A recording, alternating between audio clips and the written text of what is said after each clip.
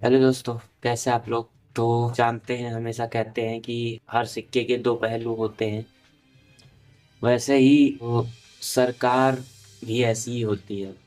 एक अच्छी सरकार होती है, एक बुरी सरकार होती है।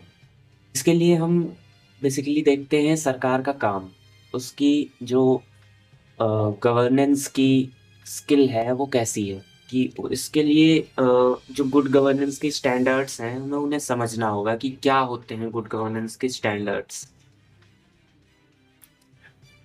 जैसे हमने अभी अभी, ज़्यादा पुरानी बात नहीं हुई है, 4 या 6 साल पुरानी बात है। कांग्रेस के एक सीनियर एमएलए हैं, रमेश कुमार जी, वही विधानसभा में कहते हैं कि अगर रेप इनवाइटेबल हो जाए तो उसे एंजॉय करना चाहिए। When rape is ಗೊತ್ತಾಯ್ತು. inevitable, lie down and enjoy it. लेट जाओ और एंजॉय करो। ये कौन कह रहा है? कोई और नहीं कह रहा है, वो कह रहा है जिसको हमने अपना रिप्रेजेंटेटिव बना के भेजा है कि वो हमारे लिए काम करेगा, हमारे लिए कानून बनाएगा। ऐसे ही अ, हाल ही के मामलों में कुलदीप सिंह सेंगर सेंगर को और आसाराम राम रहीम जैसे लोगों को बेल मिल गई है। तो ये सब काफी सीरियस इश्यूज होते हैं जो सरकार को बड़ी ही गंभीरता से देखना चाहिए। कुछ लोग इसका तर्क देते हैं कि सबकी आइडियोलॉजी अलग होती है। ऐसी आइडियोलॉजी का क्या फायदा जहां जिस आइडियोलॉजी के कारण देश या देश की बेटियां या देश के युवा ये सब सुरक्षित ही नहीं है, ऐसी आइडियोलॉजी हम क्या करें। जहाँ जॉब सिक्योरिटी नहीं है, वुमेन सिक्योरिटी नहीं है, चाइल्ड सिक्योरिटी नहीं है, किसी चीज की सिक्योरिटी ही नहीं है, ऐसी आइडियोलॉजी हमारी किस काम की। जब सत्ता और विपक्ष दोनों ही ऐसे ऐसी बातें कर रहे हैं तो हम हमारे लिए ये सवाल खड़ा हो जाता है, हम किसको चुने। जो सत्ता में है वो भी ऐसा ही कर रहा है, जो विपक्ष में है वो भी ऐसा ही कर रहा है। तो ये कहीं ना कहीं सवाल खड़ा होता है जनता के सामने। खैर, जो गुड गवर्नेंस स्टैंडर्ड्स की अगर हम बात करें, गुड गवर्नेंस की, तो बेसिकली जो पहला गुड गवर्नेंस का स्टैंडर्ड हम मानते हैं वो होती है अकाउंटेबिलिटी।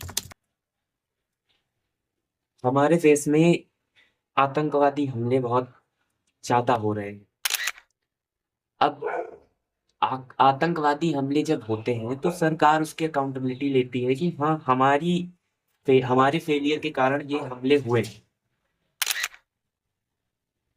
पुलवामा में इतना बड़ा हमला हुआ, इतने सैनिक हमारे मारे गए, सरकार की तरफ से कोई ग्रेविटी, कोई जिम्मेदारी नहीं आई।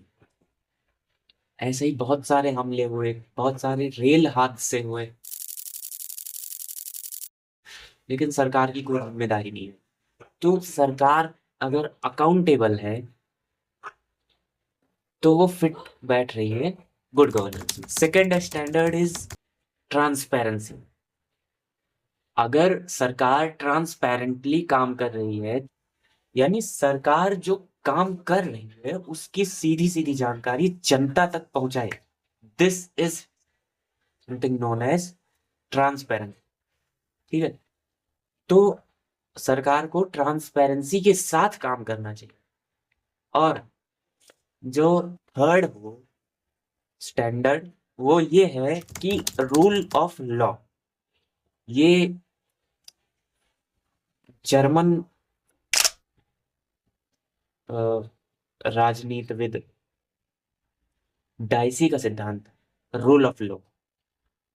यानी आप रूल ऑफ लॉ को जो डाइसी ने दिया था, वो एक जर्मन राजनीतिविद थे, तो उन्होंने ये रूल ऑफ लॉ दिया था।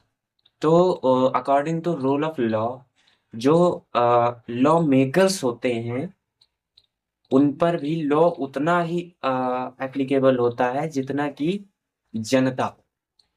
तो ये एक मेजर फैक्टर है कि अगर आप कानून बना रहे हैं तो आप बच नहीं सकते, आप भी उस कानून के अंडर लाई करेंगे। ये मेजर फैक्टर होता है। और ये तीन जो पिलर्स मैंने आपको बताए हैं, first is accountability, second one is transparency, and the third rule of law. बहुत ही इंपॉर्टेंट है rule of law. Rule of law कहता है कि आप भी उसी लॉ के अंडरलाई करेंगे जो आपने बनाया है जनता के लिए। खैर, फिलहाल के लिए इतना ही। वीडियो काफी लंबी हो चुकी है गुड गवर्नेंस बताने के चक्कर में, पर thank you for your watching. आप बताइएगा कि आपको वीडियो कैसी लगी। ऐसी और इन्फॉर्मेटिव वीडियो के लिए सब्सक्राइब कर लीजिए हमारे चैनल को।